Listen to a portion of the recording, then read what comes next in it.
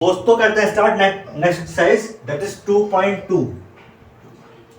तो आपने 2.1 पढ़ी एक्सरसाइज, उम्मीद करता हूं कि आपको समझ में आई होगी। अब एनसीईआरटी बुक की ही जो है क्लास 9th की हम पढ़ा रहे हैं आपका पॉलिनोमियल। एक्सरसाइज 2.1 पूरी हो चुकी है, अब पढ़ेंगे हम आगे एक्सरसाइज 2.2। देखते हैं क्वेश्चन कौन कौन से उसमें दे रखे हैं और ध्यान से देखना आप, ठीक है। जो भी दिक्कत है उसके बाद आपको मुझे क्या करना है, कमेंट करेंगे आप, तो आपको आपकी जो प्रॉब्लम है सबका आपको मिलेगा सॉल्यूशन यहाँ पर। चलिए, तो फर्स्ट क्वेश्चन बोल रहा है यहाँ पे, फर्स्ट क्वेश्चन बोलता है यहाँ पे कि आपको दे रखा है पॉलिनोमियल 5x माइनस का 4x स्क्वायर प्लस 3, ये दे रखा है आपको, ठीक है।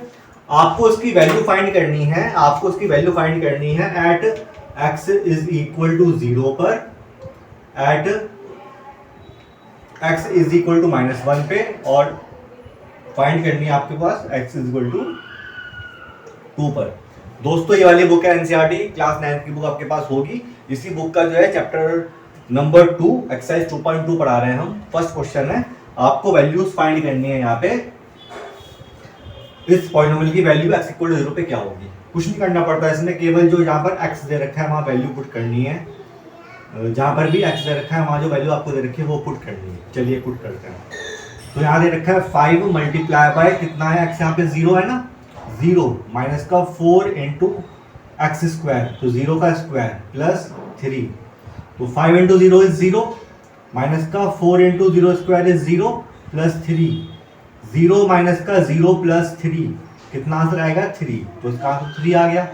यहाँ पे आ जाइए, आपको दे रखा है 5 मल्टीप्लाई बाय एक्स दे रखा है माइनस का 1 माइनस 4 इंटू -1 का होल स्क्वायर प्लस 3, तो 5 इंटू -1 इज माइनस का 5 माइनस 4 इंटू, मैंने बताया था पहले भी, अगर माइनस की पावर इवन है तो वो प्लस हो जाता है, माइनस की पावर अगर इवन है तो प्लस होता है, माइनस की पावर अगर ऑड है तो वो माइनस हो जाता है। माइनस की पावर इवन तो क्या होता है वो प्लस, माइनस की पावर अगर ऑड दे रखी है आपको तो क्या हो जाता है माइनस हो जाता है। तो यहाँ पर 2 इज द इवन नंबर, तो इसलिए ये 1 ही बन जाएगा, तो 4 इंटू 1 हो जाएगा प्लस का 3, तो माइनस का 5 minus 4 plus 3 minus 9 plus 3, it becomes minus का 6।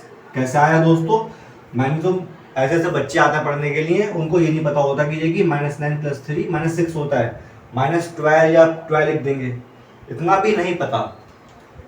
कोरोना के बाद जो है जो कैलकुलेशन है बच्चों की इतनी वीक हो चुकी है, अगर कोई पेरेंट अगर ये वीडियो देख रहा है तो आप खुद एनालाइज करेगा बच्चे की अपनी परफॉर्मेंस। उनको इतना भी नहीं पता अब कि -9 प्लस 3 की वैल्यू -6 होती है, नहीं पता उनको। तो मैं तो जो है अचंभा मानता हूँ कि अगर उनको ये चीज़ नहीं आती तो सोचिए वो आगे कैसे 10th class 11th class 12th class में परफॉर्म करेंगे मैथ्स के अंदर। घबराइए मत, मैं यहाँ बताऊंगा, लेकिन जो है आप थोड़ा सोचिए इस चीज़ को, उनको थोड़ा प्रेशराइज करिए बच्चों को कि हाँ उनको प्रैक्टिस करनी है, बहुत पीछे हो चुके हैं। बात समझ में आ रही है, ये बहुत बेसिक प्रॉब्लम है। बेसिक कैलकुलेशन, बॉर्ड मास के रूल्स, मल्टीप्लाई करना, स्क्वायर्स याद करना, टेबल्स याद करना, क्यूब्स याद करना, डिवाइड नहीं आता, नहीं आता, यकीन मानिए बच्चों को नहीं आता, ठीक है। अगर क्लास में 100 बच्चे हैं तो केवल 10 बच्चे ही अच्छे हैं, 90% बच्चे जो हैं वो खराब ही हो चुके हैं बिल्कुल। दोस्तों उन 90% बच्चों के लिए मैं आया हूँ यहाँ पे, वो जो 90% बच्चे हो आप, उन्हीं के लिए मैं यहाँ पर पढ़ा रहा हूँ आपको कि जो आप अपना जो है बेसिक चीज़ें स्ट्रॉन्ग कर लीजिए। अगर आपने नहीं करी अब भी तो बाद में पछताओगे, फिर पछताए होत क्या जब चढ़े तब खेत, ठीक है। काल करे सो आज कर, आज करे सो अब, पल में पढ़ ले होएगी बहुरी करोगे कब। जो आप टालते रहते हो ना चीज़ों को, मत टालिए उस चीज़ को। जो चीज़ आज करनी है उसको आज ही करनी है, प्रैक्टिस आज करनी है तो आज ही करनी है, पॉलिनोमियल आज पढ़ना है तो आज ही खत्म करना है उसको, चाहे रात के 12 बज जाएं, लेकिन हमें सर ने पढ़ा है पॉलिनोमियल तो हमें आज उसको कंप्लीट करना है, टालिए मत चीज़ों को। चलिए, तो माइनस और प्लस होता है माइनस, तो इसलिए 9 में से करिए 3 कितना बचेगा 6, साइन आता है जो नंबर बड़े वाले के पास होता है वही साइन आता है। 9 बड़ा है ना, साइन कौन सा इसके पास माइनस का, तो माइनस साइन यहाँ पर आ जाएगा। माइनस प्लस माइनस इसलिए माइनस हुआ, ये 9 माइनस 3 इज 6, साइन आएगा जो नंबर बड़े वाले के पास होगा वही साइन आएगा, इसलिए -6 आएगा, तो इसका आंसर है -6। अगला देखते हैं यहाँ पर, तो 5 इंटू टू माइनस का 4 इंटू टू स्क्वायर प्लस का 3 इज इक्वल टू 10 माइनस का 4 इंटू 4 प्लस 3, 10 माइनस का 16 प्लस 3, तो माइनस का 6 प्लस 3 कितना आएगा, ये माइनस का 3 यहाँ पर आंसर आ जाएगा। तो बहुत टफ नहीं है, ये क्वेश्चन आपका फर्स्ट हो गया। देखते हैं नेक्स्ट क्वेश्चन क्या कहता है।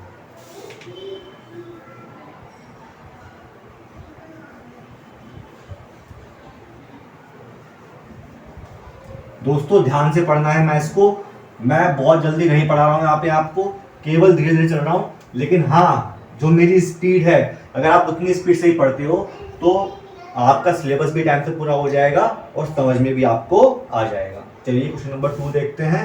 आपको फाइंड करनी है वैल्यू P0 की, P1 की, P2 की। एक पार्ट कराऊंगा मैं, बाकी करना है आपको। आपको दिया है सेकंड पार्ट, देख लीजिए, आपको दे रखा है यहाँ पर PT is equal to 2 plus t plus 2t square और प्लस का टी क्यूब, ये दे रखा है, सॉरी माइनस का टी क्यूब। तो यहाँ पर जो वेरिएबल है वो t है और आपको फाइंड करनी है वैल्यू यहाँ पर P0, P1, P2 की।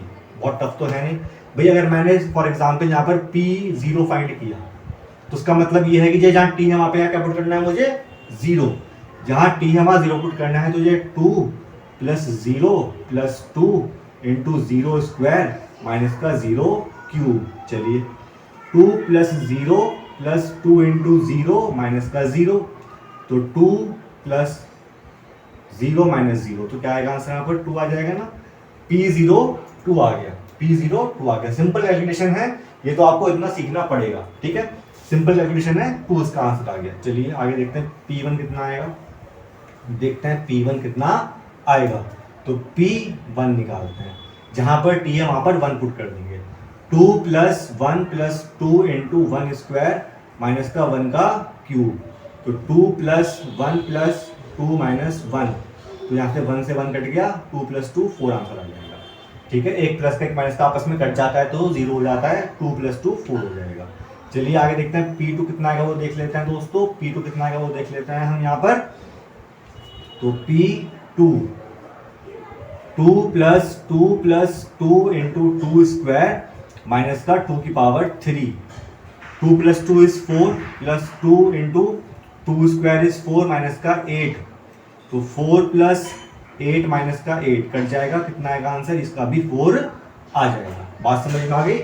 P0, P1, P2 कैसे आएगा, उम्मीद करता हूं कि आपको समझ में आ गया होगा। चलिए देखते हैं अगला क्वेश्चन क्या कहता है एक्सरसाइज का, सेम एक्सरसाइज का। देखते हैं नेक्स्ट क्वेश्चन क्या कहता है, ठीक है दोस्तों। पॉलिनोमियल 10th क्लास में भी है, लेकिन इससे थोड़ा एडवांस लेवल है, तो इसलिए अगर आपने ये ठीक से पढ़ा तो 10th में आपको दिक्कत नहीं होगी, अदरवाइज 10th में आप सफर करोगे।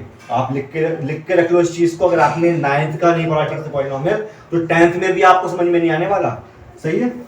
अब आपसे क्वेश्चन नंबर 3 कहता है कि वेरीफाई करिए कि the following are zeros of polynomial और नॉट। जैसे आपको फर्स्ट पार्ट दे रखा है, तो px दे रखा है आपको कितना यहाँ पर 3x प्लस 1, कॉमा कह रहा है कि x is equal to minus का 1/3।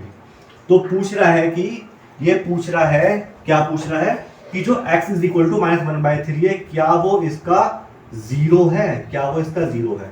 सर ये नई टर्म क्या आ गई, कोई नई टर्म नहीं है। इसका मतलब ये है कि अगर मैं x को पुट करूंगा यहाँ पर ना, तो इस पूरे की वैल्यू 0 आएगी क्या। अगर मैं x is equal to minus 1/3 यहाँ पुट करता हूँ इस इक्वेशन में, तो क्या px की वैल्यू 0 आएगी। अगर 0 आएगी मतलब कि जो है x is equal to minus 1/3 the 0 of given polynomial. रख के देखते हैं एक बार। तो मुझे जहां पर x है वहां पुट करना है माइनस का 1/3 is equal to 3 into minus का 1/3 प्लस 1, कट गया 3 आया माइनस 1 प्लस 1, कट के ये भी 0 हो जाएगा। इसका मतलब है कि इसका मतलब क्या है कि हम क्या बोलेंगे कि x is equal to minus 1/3 is a 0 of px। क्या बोलेंगे हम, x is equal to minus 1/3 the 0 of px। बात समझ में आ रही है। देखते हैं इसी क्वेश्चन का नेक्स्ट पार्ट, जिससे कि आपको बिल्कुल क्लैरिटी हो जाए कि हाँ ये क्वेश्चन किस टाइप से होंगे। बात समझ में आई।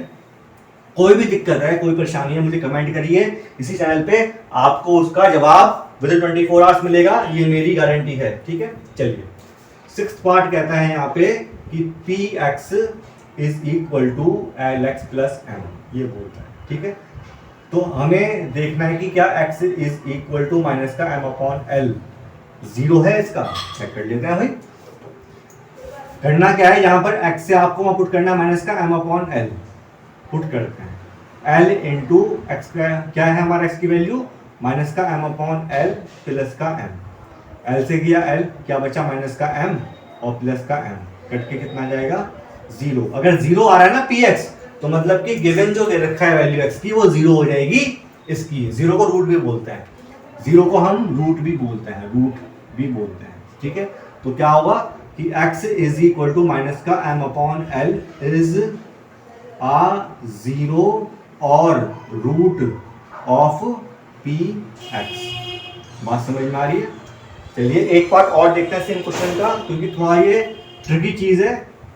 एक पार्ट और देखते हैं कि आपको फिर जिससे कि बिल्कुल ठीक से समझ में आ जाए कि आखिर ये जीरो या रूट का मतलब क्या होता है।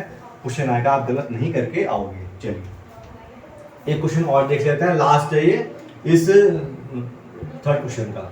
तो आपको दे रखा है सेवेंथ पार्ट यहाँ पर, p x is equal to 3x square minus का 1।